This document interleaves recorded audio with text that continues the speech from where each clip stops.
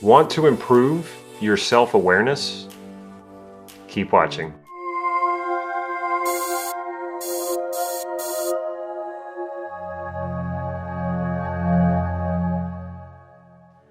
This is Life Mastery Gym. I'm Damon, and I teach people just like you cutting-edge NLP processes and techniques so that you can master your life and take charge of your destiny. So if that sounds good, make sure you click that subscribe button so you get these videos on a regular basis. Self-awareness is a really hot topic when it comes to personal development and self-improvement. Well, why is that? Well, because the more you are aware about yourself, the more that you have choice, and you can make different choices and you can do different things if you don't like what you're currently getting or you don't like how things are going right now. Because most of us are on autopilot.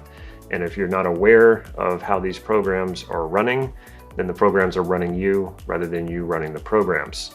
So for the past several years, I not only have worked on myself, but I've worked with hundreds of clients doing exactly this, bringing out of unconsciousness these habits, these programs, bringing it into consciousness, awareness, conscious awareness, and then modifying them, changing them, doing whatever we need to do so that the programs then do what you want them to do. And you create habits and automation out of getting what it is that you want. So by the end of this video, you're gonna have a lot more clarity around that so that you can have more choice rather than just being on autopilot all of the time. Before we get into this, if you have any questions, any comments along the way while you're watching the video, make sure you put those comments right down below. And if you want to take this even deeper, I will show you a way at the end of the video, hint, it's in the description, of how to take this much, much deeper. The levels of awareness that I'm going to share with you in this video are not the only levels of awareness. I don't want people to think that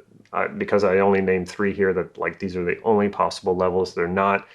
I'm going to make this very powerful and connect it to your sense of self and your identity. And this are 3 basic levels that I'm going to give you.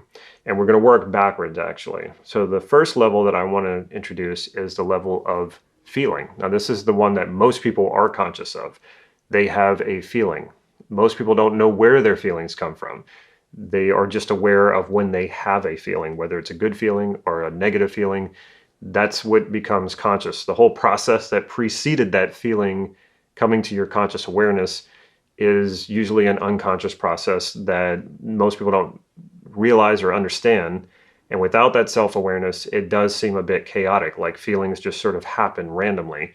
And that's great when they're positive feelings. That's great when they're good feelings. But sometimes we have negative feelings and we don't know where they came from. And we just say, oh, I just feel down. I don't know why. I just feel down. That's just how it is. It's just the way that it is. But no, there is an actual process, and you can become aware of that process that leads up to having feelings. But just know that that's the first level of awareness, that most people actually become aware of something. That's usually the only awareness they have of self-awareness, is the awareness of their feelings, of how I feel about something. The second level of awareness is what I call category, or my mentor called category. So you have all of these experiences and you tend to categorize them, and you tend to categorize your feelings. So you have a feeling, and right away, what do? You give it a label, you categorize it. That's a positive feeling, that's a negative feeling, that's a good feeling, that's a bad feeling, that's an enjoyable feeling, that's a miserable feeling. So the level of categorization usually happens, or oftentimes will happen, unconsciously. It feels automatic. As soon as you have a negative feeling, you already consider it, you've already categorized it as a bad or negative feeling, and the same thing with good feelings. So category is a level of feeling. It's usually kind of the bridge between the unconscious and the conscious. It's a category is something that you've already set up. You kind of create these categories about everything. You've been doing this since pretty much since you were born. It's your way of figuring your way throughout the world, so things don't seem so random and so chaotic. You create categories for them. You create a meaning of them. And then the level that preceded this one that I just talked about, the level of feeling, is how you feel about that category. So if I have a feeling, it comes into a category of negative or positive, and then you have a feeling about that. So I have a positive feeling, and then I go, ooh, how do I feel about that? Well, It's usually more than just feeling positive. It's usually like, wow, I feel really good about that. I feel happy about that, whatever it is. So category, like I said, is like that bridge between the unconscious and the conscious. The third level of awareness is experience. And you might say, well, that's not very unconscious. I know that I have experiences. Of course you do. You know that you have experiences, but bear with me because it goes really, really deep. And now I'm going to try to keep it as simplified here as we possibly can. So the level of experience, this we could also call scope.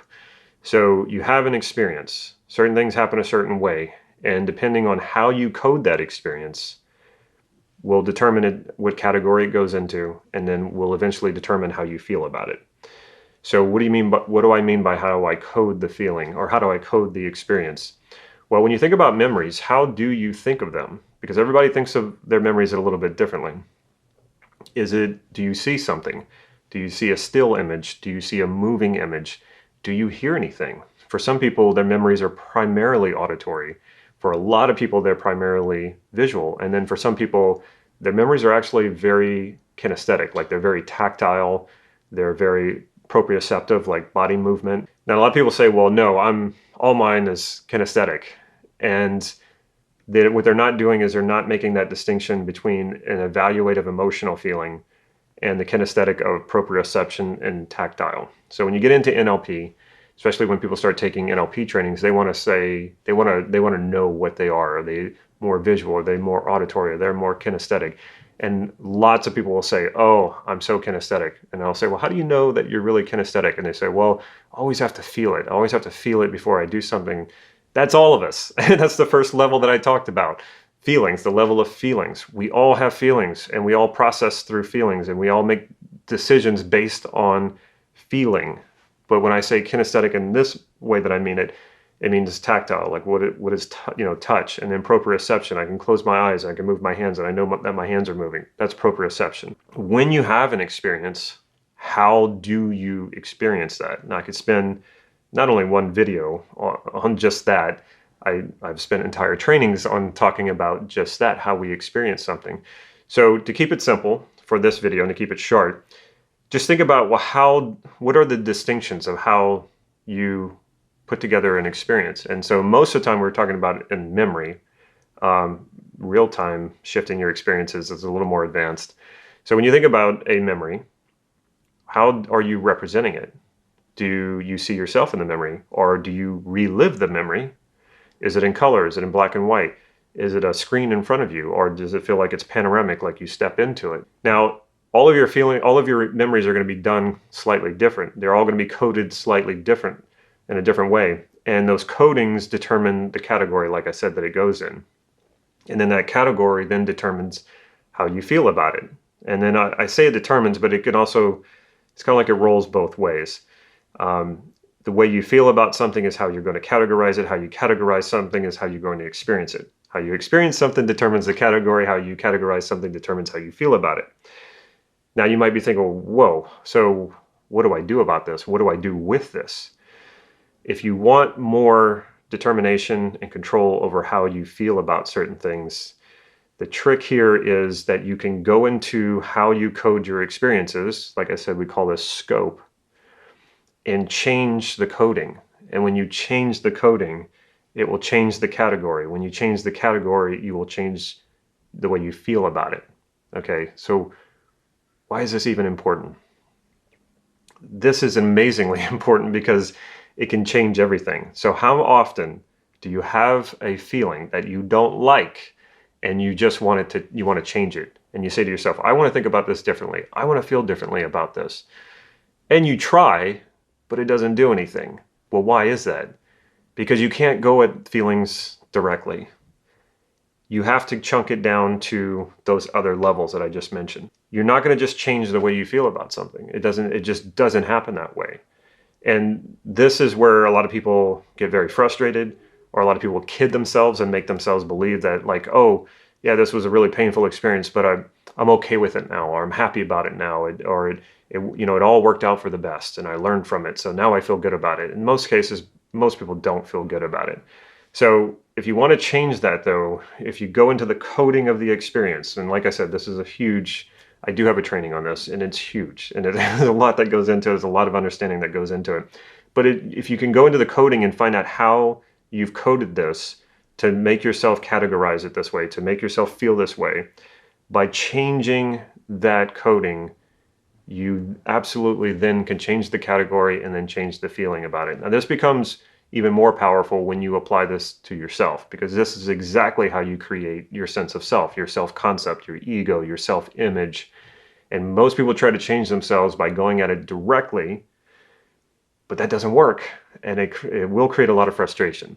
But if you chunk this down and you go to the level of experience and you start making changes there, it will change everything else. So if you want to get in control of your feelings, you need to have these levels of awareness, specifically knowing how do you categorize certain experiences, and then how the coding of those experiences then create the category, which then creates how you feel about it. So like I said, this is a huge study, but absolutely worth understanding it, learning it, having the levels of awareness about yourself, your self-awareness, and taking charge of the way that you feel about things and the way that you think about things, especially yourself. So if you do want to take this deeper, if you go down to the description below, you'll see that there's a link, and also I pinned it to the top comment here.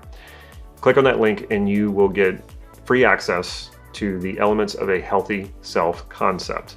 And again, this is beginning level stuff. It's easy to learn, and this is where it starts. So I highly encourage that if you're interested in this, you start here. If you like this video, make sure you click the like icon, and if you haven't already, and I don't know why you wouldn't have already, if you haven't already, make sure you click that subscribe button and the bell so that you'll get notified when new videos come out. And as always, if you can think of a friend or a family member who would really benefit from this video, be a hero and share it with them. Take care.